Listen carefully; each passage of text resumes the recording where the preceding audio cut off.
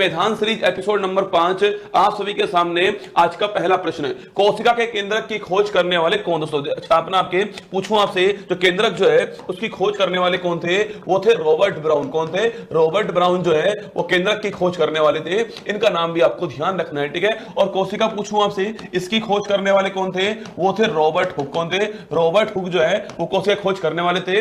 पर दोस्तों यह है जो कोशिका खोजी थी इन्होंने आपके, यह जो मृत कोशिका थी वो खोजी थी। पूछूं आपसे, जीवित कोशिका जो है उसकी खोज करने वाले कौन थे? वो थे ल्यू वैन हॉक। कौन थे? ल्यू वैन हॉक थे। ये भी आपको ध्यान रखना है, ठीक है। ये दोनों पॉइंट आपके लिए महत्वपूर्ण होने वाले हैं ना। विजयनगर के सम्राट पूछूं आपसे, कृष्णदेव राय जो है यह किस वंश के थे? आपके सो यह छापना आपके ये तुलु वंश के थे। किसके थे? तुलु वंश के थे। ये आपको ध्यान रखना है, ठीक है। पूछूं आपसे, विजयनगर जो है यहाँ के जो सम्राट थे, महान सम्राट थे ये कृष्णदेव राय जो है, इनका वंश कौन सा था? इनका वंश था छापना तुलु वंश था। महत्वपूर्ण सवाल दोस्तों। इनके दरबार में कौन थे? इनके दरबार में अष्टदिग्गज थे। ये भी आपको ध्यान रखना है, ठीक है। इनके दरबार में अष्टदिग्गज दोस्तों आपके। और पूछूं आपसे, इन्होंने कौन से ग्रंथ की रचना की है? इन्होंने जो है छापना आमुक्तमाल्यदा जो ग्रंथ है इसकी रचना की है। ये भी आपको ध्यान रखना है, ठीक है। तो इन्होंने जो आमुक्तमाल्यदा ग्रंथ है उसकी रचना की है, ये भी आपको नोट करना है। अष्टदिग्गज इनके दरबार में थे। तुलु वंश के संस्थापक, तुलु वंश के थे कृष्णदेव राय। पूछूं आपसे, विजयनगर जो है इसके संस्थापक कौन थे? हरिहर बुक्का। कौन थे? हरिहर बुक्का जो है वो संस्थापक थे। ये भी आपको ध्यान रखना है, ठीक है। चलिए आगे बढ़ते हैं। क्वेश्चन नंबर 3 है, कौन सा अनुच्छेद राज्य के पोषण स्तर और जीवन स्तर को बढ़ाने और सार्वजनिक स्वास्थ्य में सुधार करने के लिए कर्तव्य को निर्धारित करता है? आपके आर्टिकल नंबर 47 है। कभी भी दोस्तों बात करूं मैं आपसे, कहीं भी आपको पोषण वर्ड मिल जाए, न्यूट्रिशन वर्ड मिल जाए, तो आर्टिकल नंबर 47 डीपीएसपी जो है उसमें यह बात की गई। सो डीपीएसपी कहां से कहां तक है? 36 से 51 के बीच में है। हमने कहां से लिए? हमने आयरलैंड से लिए हैं। ये भी आपको ध्यान रखना है, ठीक है। तो आर्टिकल नंबर 47 के अंदर पोषण की बात की गई है ना। द ग्रेट इंडियन नोवेल पूछूं आपसे, इसके दोस्तों राइटर कौन? आपके छापना इसके राइटर कौन? आपके शशि थरूर भाई साहब जो हैं ये इसके राइटर हैं। इनकी एक बुक और लिख लीजिए आप, एन इरा ऑफ डार्कनेस। क्या है? एन इरा ऑफ डार्कनेस जो है यह भी इन्हीं की पुस्तक है। लिखना, the great Indian novel Shashi Tharoor साहब की पुस्तक है। एन इरा ऑफ डार्कनेस पूछूं आपसे, ये भी इनकी दोस्तों पुस्तक है। द ग्रेट इंडियन नोवेल जो आपके वो जो महाकाव्य हमारा जो महाभारत जो है उसके ऊपर है। ये भी आपको ध्यान रखना है, ठीक है। किस वर्ष में राष्ट्रीय मानवाधिकार आयोग जो है इसका निर्माण किया गया? ठीक है। पूछूं आपसे, राष्ट्रीय मानवाधिकार आयोग नेशनल ह्यूमन राइट्स कमीशन जो है इसका निर्माण छापना 1993 के अधिनियम से किया गया था। ये भी आपको ध्यान रखना है, ठीक है। यह दोस्तों क्या है? यह एक आपके छापना यह एक विधिक संस्था है, लीगल बॉडी है। यह भी आपको नोट करना है, ठीक है। अगर पूछूं आपसे, इसकी स्थापना किस कमेटी की दोस्तों रिकमेंडेशन पे होती है? जो इसके पहले अध्यक्ष थे ना, जो इसके पहले अध्यक्ष थे, आपको बताना है कि इसके पहले अध्यक्ष कौन थे और वही कमेटी है। कौन सी है? वही कमेटी है। ये दोनों क्वेश्चन आपको छापने, ठीक है। अगर पूछूं आपसे, वर्तमान अध्यक्ष कौन है इसके? जस्टिस अरुण मिश्रा जो है वो इसके वर्तमान अध्यक्ष है। इसकी दोस्तों एक खराब बात यह है कि यह संस्था जो है किसी को भी आपके पनिशमेंट नहीं दे सकती। आपके केवल दोस्तों आपके ऐसा बाघ है, ऐसा शेर है जिसके मुंह में दांत नहीं है, वो दंतहीन बाघ कहते हैं। क्या बोलते हैं इसको?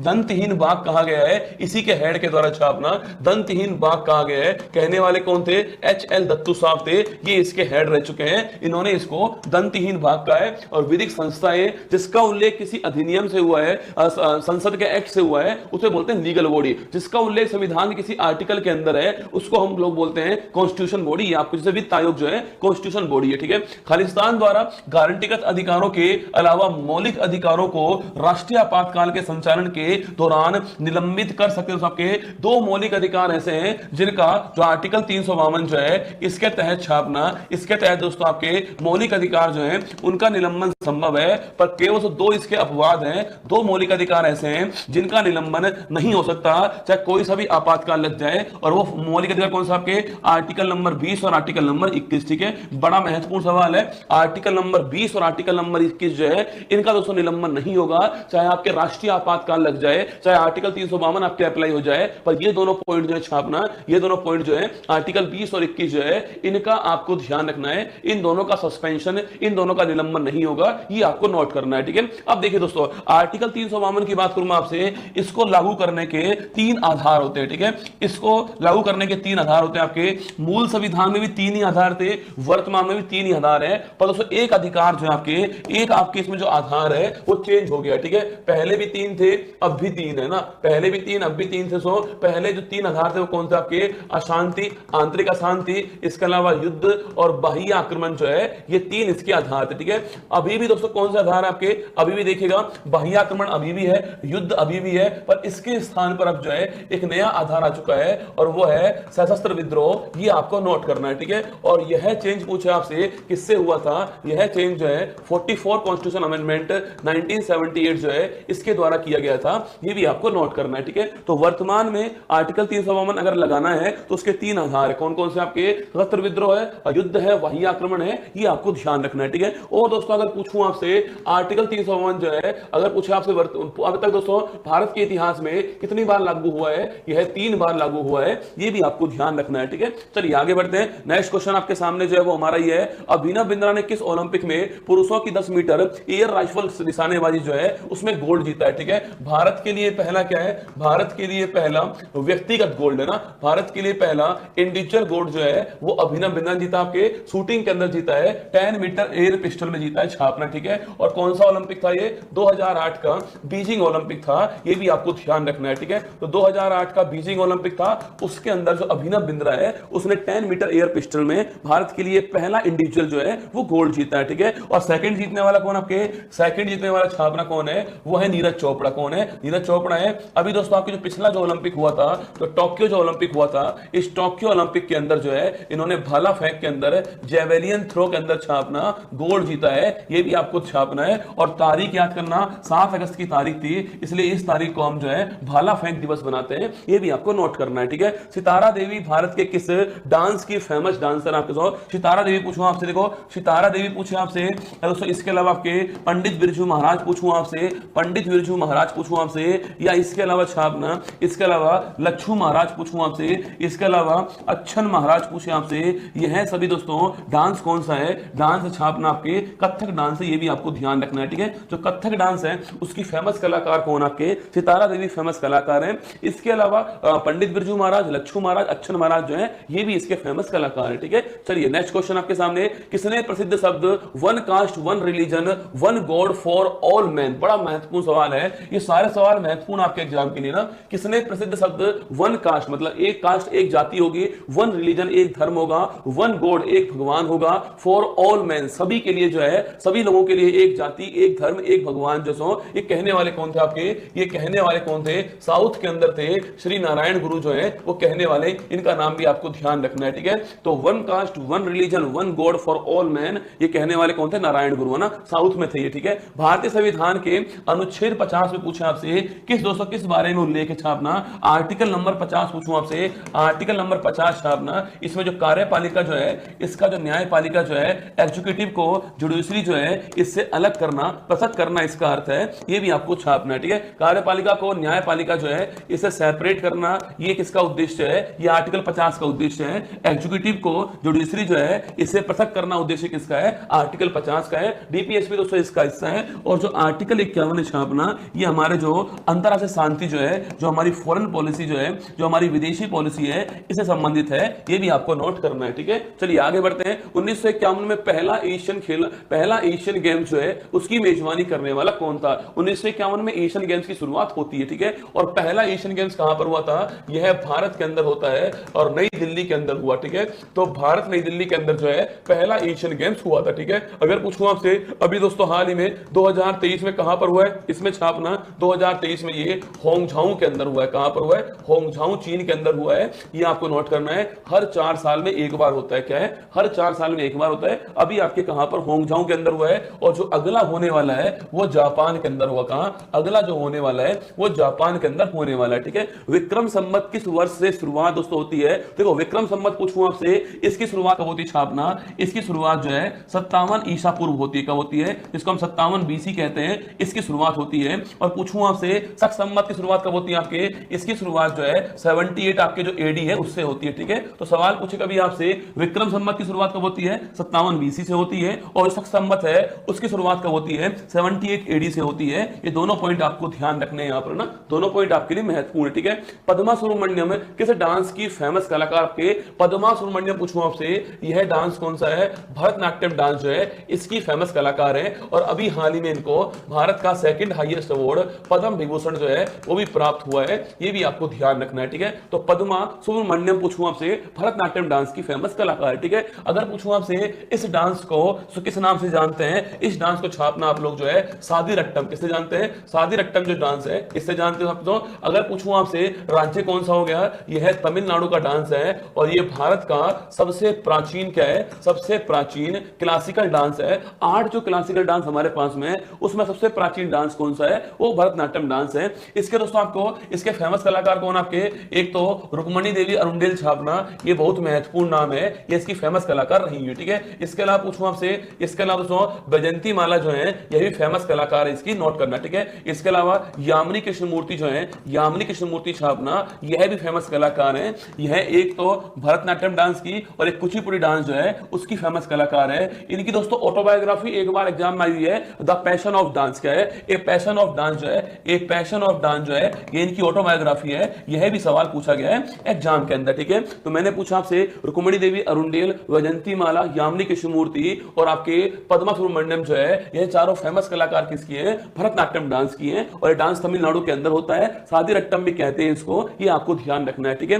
भारतीय संविधान में समवर्ती सूची की अवधारणा किस देश के संविधान से ली गई। आपको समवर्ती सूची पूछूं आपसे, कौन कर, 3 लिस्ट होती है ना, एक होती है आपके यूनियन लिस्ट, कौन सी होती है, एक होती है यूनियन लिस्ट, एक होती है कॉन्करेंट लिस्ट, एक होती है आपकी स्टेट लिस्ट। सवाल पूछ रहा है जो कॉन्करेंट लिस्ट है आपके, वो कहां से ली हमने, वो हमने लिए छापना ऑस्ट्रेलिया जो है यहां से हमने लिए है, ये भी आपको ध्यान रखना है, ठीक है। तो कॉन्करेंट लिस्ट जो है वो हमने ऑस्ट्रेलिया जो देश हमारा वहां से प्राप्त की है, ये आपको ध्यान रखना है, ठीक है। और जो पूछूं आपसे 5 विषय जो स्टेट लिस्ट से निकल आपके स्टेट लिस्ट से कॉन्करेंट लिस्ट में शामिल हो गए, वो 5 विषय कौन से आपके छापना, एक तो वन था, वन्य जीव था आपके, वन्य जीव था, एजुकेशन शिक्षा था आपके, मापतोल था और जनसंख्या थी, है ना। तो ये 5 विषय जो हैं, ये 5 विषय जो हैं वो स्टेट लिस्ट से निकलकर आपके कॉन्करेंट लिस्ट में शामिल होते हैं। शामिल किससे होते हैं, 42वां संविधान संशोधन 1976 जो है इससे शामिल हुए थे, ये भी आपको नोट करना है, ठीक है। कभी सवाल पूछ ले आपसे कि भाई स्टेट लिस्ट से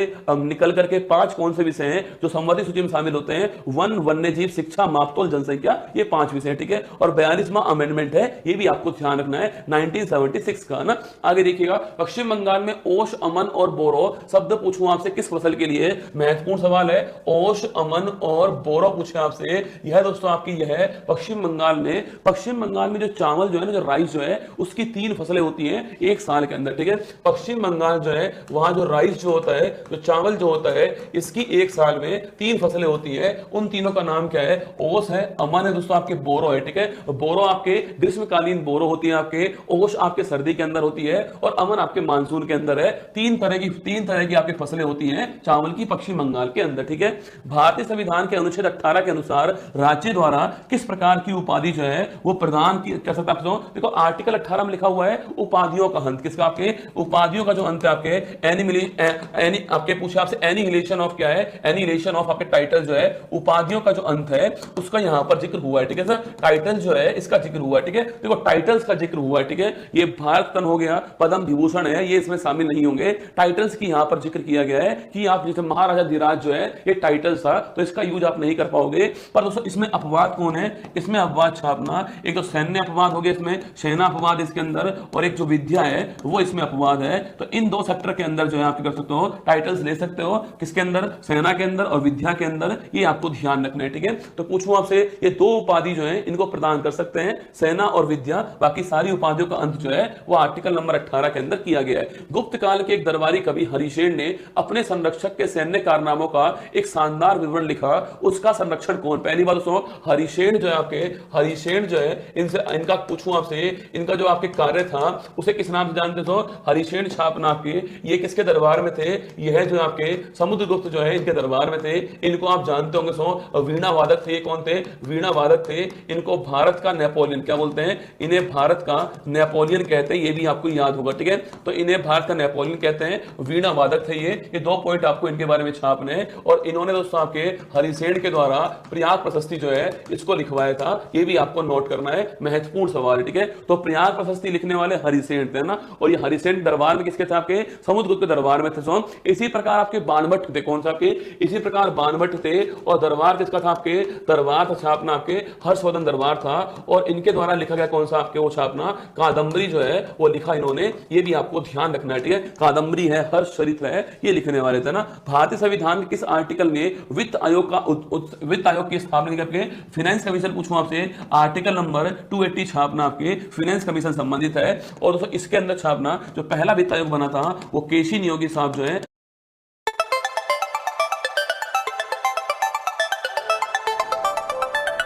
पहला वित्त आयोग बना था वो केसी नियोगी साहब जो है वो उसके अध्यक्ष थे। अभी जो चल रहा है कौन सा है, वो नंद किशोर सिंह आपके उसके अध्यक्ष हैं। यह 15वें नंबर का है। और जो अगला दोस्तों होने वाला है उसके अध्यक्ष कौन है, अरविंद पनघड़िया हैं। ये भी आपको ध्यान रखना है, ठीक है। ये अगले के अध्यक्ष हैं 16वें के, ये आपको नोट करना है, ये आपको नोट करना है, ठीक है। तो आर्टिकल नंबर 280, देखो सवाल पूछे आपसे सेंट्रल फाइनेंस कमीशन जो है उसका जिक्र कहां पर है, आर्टिकल नंबर 280 के अंदर। तो जो भी टैक्स से हमें पैसा प्राप्त होता है सेंटर को, उसका डिस्ट्रीब्यूशन स्टेट करना होता है, तो उसको करने के लिए कौन होता है, उसको करने के लिए जो है वो वित्त आयोग होता है, ठीक है। अगर पूछूं आपसे जो हमारा राज्य वित्त आयोग आपके स्टेट जो फाइनेंस कमीशन है, यह पंचायत के लिए अलग होता है। पंचायत के लिए कहां पर है, पंचायत के लिए जो है आर्टिकल नंबर 243 जो आई है उसके अंदर इसका उल्लेख है, ठीक है। और पूछूं आपसे जो नगर पालिका है, जो नगर निकाय है, उसके लिए कहां पर आपके, उसके लिए 243 जो वाई है उसमें इसका उल्लेख है, ठीक है। 243 आई पूछूं आपसे पंचायत के लिए, 243 वाई पूछूं आपसे ये किसके लिए, नगर निकाय के लिए। ये आपको ध्यान रखना है, ठीक है।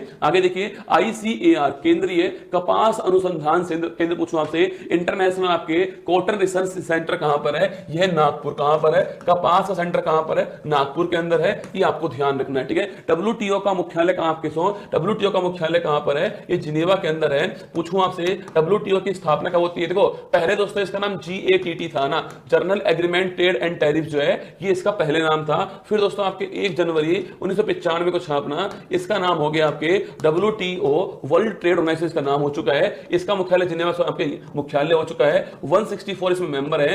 और नागोजी ओंकाजाइवेला छापना, नागोजी ओंकाजाइवेला जो है वो इसकी पहली महिला हेड है। ये आपको ध्यान रखना है, भारत भी इसका मेंबर, ठीक है। मौर्य सम्राट अशोक ने कलिंग पर विजय प्राप्त की, जिसे वर्तमान में किस नाम से कलिंग पूछूं आपसे, याद कीजिए सम्राट अशोक का 13वां शिलालेख जो है उसमें यह जिक्र किया गया है, कलिंग विजय का जिक्र वहां पर किया गया है, ठीक है। और कलिंग छापना वर्तमान में कलिंग कौन आपके, जो ओडिशा जो है वही कलिंग है, इसका प्रणाम कलिंग था, ये आपको नोट करना है, ठीक है। तो वर्तमान का जो ओडिशा है वही पहले का कलिंग था और 13वां शिलालेख जो है उसमें इसके बारे में उल्लेख किया गया है, ठीक है।